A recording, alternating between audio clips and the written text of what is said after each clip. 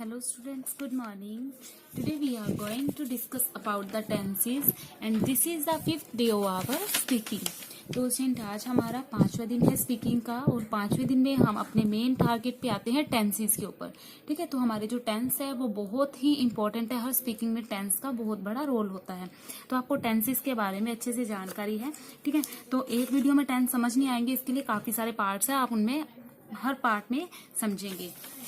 तो देखो, सबसे पहले टेंस का मतलब क्या होता है। टेंस का मतलब होता है काल, काल यानी कि समय। ठीक है, जो समय को दर्शाता है, that is known as the tense.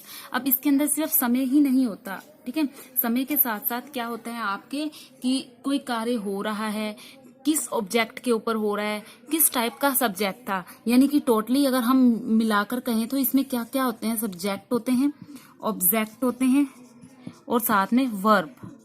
ठीक है, ये तीन चीजों का होना जरूरी है। ठीक है, तो सब्जेक्ट, ऑब्जेक्ट और आपका थर्ड वन इज वर्ब। ठीक है, तो ये तीनों जो है वो आपके काफी ज्यादा इंपॉर्टेंट है। सब्जेक्ट क्या होता है? सब्जेक्ट होता है कोई भी व्यक्ति, कोई भी व्यक्ति। और ऑब्जेक्ट क्या होता है? कोई भी वस्तु। और वर्ब क्या होती है? कोई भी क्रिया, कुछ भी काम करना। ठीक है, तो सबसे पहले आपको ये चीजें जानना जरूरी है। अब जो सब्जेक्ट है ना, ये दो टाइप का हो सकता है, एक हो सकता है सिंगुलर और एक हो सकता है प्लूरल। ठीक है, एक हो सकता है सिंगुलर और एक हो सकता है प्लूरल। प्लूरल क्या होता है स्टूडेंट? प्लूरल होते हैं आपके जैसे कि आई, प्लूरल में आता है आई, जैसे मैं। ठीक है, और सिंगुलर में क्या आते हैं स्टूडेंट? सिंगुलर में आते हैं आपके ही, शी, इट या फिर कोई भी नेम, राम, श्याम, गीता, सीता, यानी कि थर्ड पर्सन। ठीक है, थर्ड पर्सन इज सिंगुलर। ठीक है, तो आपका ये है मेन टारगेट। ठीक है, अब हमें टेंसेस स्टार्ट करने हैं। टेंस कितने टाइप के होते हैं? ठीक है, तो टेंस की जब हम टाइप्स की बात करते हैं तो आपके देखो जनरली तो ये 3 टाइप के होते हैं, वैसे 12 होते हैं, लेकिन वो आगे इनके पार्ट्स होते हैं। ठीक है, जनरली इनकी 3 टाइप्स होती हैं। ठीक है, 3 टाइप कौन कौन सी होती है? देखो, टेंस की 3 टाइप होती हैं। प्रेजेंट, प्रेजेंट का क्या मतलब होता है? जो अभी चल रहा है, वर्तमान समय। ठीक है, वर्तमान समय की बात करते हैं। एक होता है आपका पास्ट, पास्ट होता है बीता हुआ कल। ठीक है, जो बीत चुका है, that is known as the भूतकाल।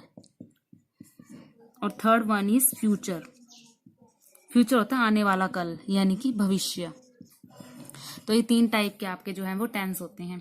ठीक है, 3 टाइप के जो टेंस हैं, उसके बाद हमें एक चीज और देखनी है कि आगे भी इनके जो है 4 टाइप हैं। हर टेंस की 4 टाइप्स हैं। ठीक है, आज हम इस वीडियो में हमने क्या करनी है, उन 4 टाइप्स के बारे में बात करनी है, वो कौन कौन सी 4 टाइप हो सकती हैं। ठीक है, तो देखिए, वीडियो को पॉज करती हूँ और 4 टाइप्स आपको बताती हूँ कौन कौन सी हो सकती हैं। तो देखो स्टूडेंट, जो आपके टेंस होते हैं ये 3 टाइप्स के होते हैं। ठीक है, आगे ये 4 जो इनके हैं पार्ट्स होते हैं। इनडेफिनेट, सबसे पहला टेंस होता है इनडेफिनेट। इनडेफिनेट क्या होता है? ऐसे वाक्य जिनके साथ जो समय है वो निर्धारित नहीं होता। ठीक है, समय निर्धारित नहीं होता, अनिश्चित समय होता है, इसलिए इसको क्या बोलते हैं हम? इनडेफिनेट। कंटिन्यूस का मतलब होता है जो कंटिन्यू चल रहा है, जो काम है वो चल रहा है। परफेक्ट का मतलब कि काम हो चुका है, डन। ठीक है, कंप्लीट हो गया। परफेक्ट कंटिन्यूस क्या होता है? काम चल भी रहा है, ठीक है, और हो भी चुका है। ठीक है, जैसे मान लो इतने कल से शुरू हुआ था, अभी चल रहा है। ठीक है, तो वो आते हैं आपके कंटिन्यूस में। अब ये 12 टाइप के कैसे होते हैं? तो देखो, इनको ज्यादा लर्न करने की जरूरत नहीं है।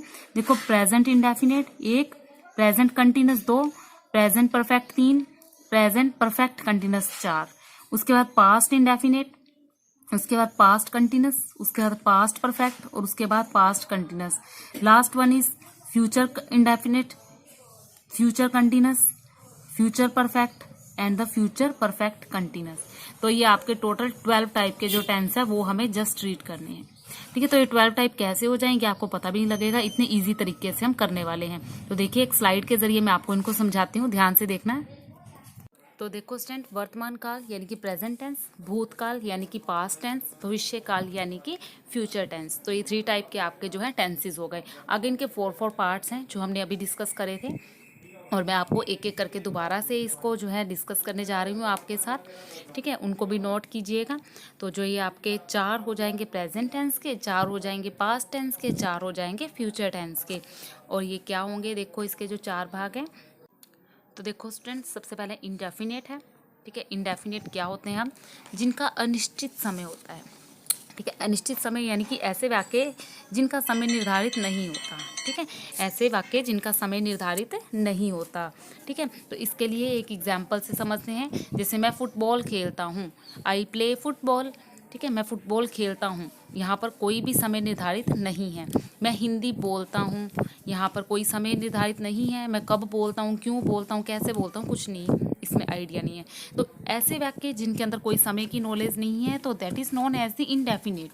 ठीक है। इनडेफिनिट का मतलब ही क्या होता है, जिसके अंदर कोई भी चीज़ डेफिनेट नहीं है, कोई डेफिनेट समय नहीं है, that is known as the indefinite. Second आता है आपका कंटिन्यूस टेंस। कौन सा आता है, कंटिन्यूस टेंस। ठीक है। कंटिन्यूस टेंस का मतलब होता है कोई काम का जारी रहना या कोई काम चल रहा है। ठीक है। किसी काम के चलने की उम्मीद है। ठीक है। कंटिन्यू चल रहा है, कंटिन्यू का मतलब क्या होता है, चल रहा है। ठीक है। इसमें काम जो होता है आपका चल रहा होता है। तो देखो स्टूडेंट, इसका एक एग्जाम्पल लेके चलते हैं।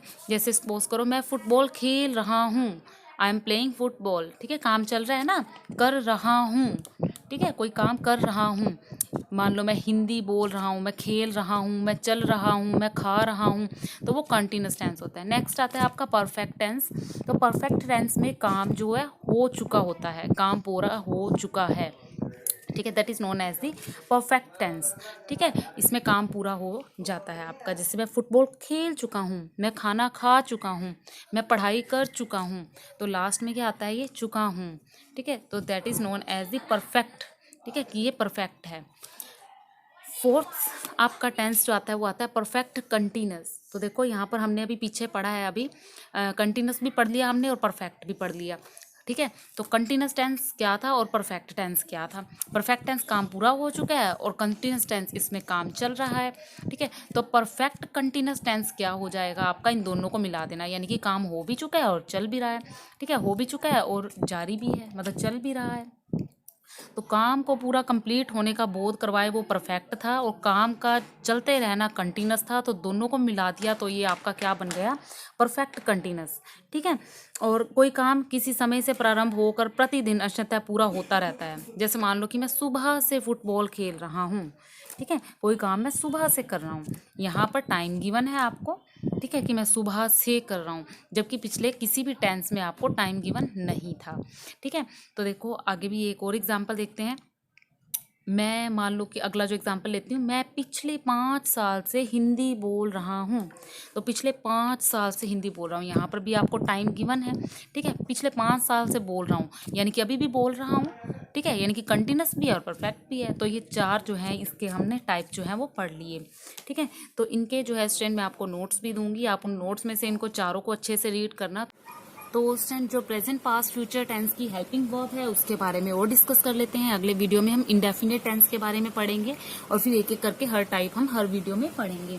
तो देखो स्टूडेंट, जो हेल्पिंग वर्ब रहती है आपकी प्रेजेंट में, आपने याद रखना है वो क्या रहती है, आपकी डू। ठीक है। और डज। डू डज कैसे आया वीडियो में बताऊंगी। मेनली आपने याद रखना है, इसमें first form of verb use होती है। ठीक है। फर्स्ट फॉर्म ऑफ वर्ब यानी कि V1 यूज होती है। याद क्या रखना है आपने, V1 यानी वर्ब की फर्स्ट फॉर्म। और हेल्पिंग वर्ब में यानी कि सिंगुलर के साथ, सिर्फ सिंगुलर के साथ, सिंगुलर बताए थे ना आपको स्टार्टिंग में, उनके साथ S और ES का यूज होता है, याद रखना। स्टूडेंट पास्ट में आपकी हेल्पिंग वर्ब क्या रहती है, डिड। क्या रहती है, डिड। और इसमें आपने कौन सी वर्ब यूज करनी होती है, V2। ठीक है। क्या यूज करनी होती है, V2। और स्टूडेंट इसके अंदर आपके जो S जो ES है इसका रोल बिल्कुल नहीं होता। आप चाहे सिंगुलर की बात करो, प्लूरल की बात करो, आपको V2 ही यूज करनी है। फ्यूचर में स्टूडेंट पहले लफड़ा होता था शेल का, अब ये कट गया है, आपको शेल यूज करने की कोई जरूरत नहीं है। आपको यूज करनी है हेल्पिंग वर्ब में विल। ठीक है। विल के साथ आपको वर्ब की सिर्फ फर्स्ट फॉर्म यूज करनी है। इसमें भी प्लूरल और सिंगुलर का कोई भी मैटर नहीं है स्टूडेंट्स। तो ये आपने हेल्पिंग वर्ब्स है जो इनको अच्छे से लर्न करना है। ठीक है। हेल्पिंग वर्ब प्रेजेंट में क्या रहती है, V1। S और ES किसके लिए लगता है स्टूडेंट्स, आपका सिंगुलर के लिए। ठीक है। पास्ट में कोई लफड़ा नहीं है सिंगुलर प्लूरल का, V2 लगती है और इसके अंदर विल प्लस V1 लगती है। तो ये स्टूडेंट हमारी हेल्पिंग वर्ब हो गई। ठीक है। अफर्मेटिव यानी कि अफर्मेटिव क्या होते हैं स्टूडेंट, जो सकारात्मक यानी कि पॉजिटिव होते हैं। ठीक है। सकारात्मक यानी कि मैं ये काम करता हूँ, मैं ये खाता हूँ, मैं ये करता हूँ, जाता हूँ, सोता हूँ, पीता हूँ, ये सारे सकारात्मक यानी कि अफर्मेटिव जो टेंसेस होते हैं आपके। नेगेटिव कौन से होते हैं, जो नकारात्मक होते हैं। नकारात्मक यानी कि मैं ये नहीं खाता, मैं ये नहीं करता, मैं ये नहीं पहनता। ठीक है। आगे होते हैं इंटेरोगेटिव। इंटेरोगेटिव होते हैं स्टूडेंट प्रश्नवाचक। ठीक है। क्या तुम करते हो, क्या मैं करता हूँ, ठीक है, आगे क्या लग जाता है, प्रश्नवाचक होते हैं। तो ये 3 टाइप के आपके जो टेंसेज होते हैं, ठीक है। तो कल का वीडियो जो स्टूडेंट हमारा रहेगा वो रहेगा इंडेफिनिट के बारे में कम्प्लीटली, उसमें हम डिस्कस करेंगे इनको ब्रीफली। आज का वीडियो सिर्फ इतना ही। Thank you.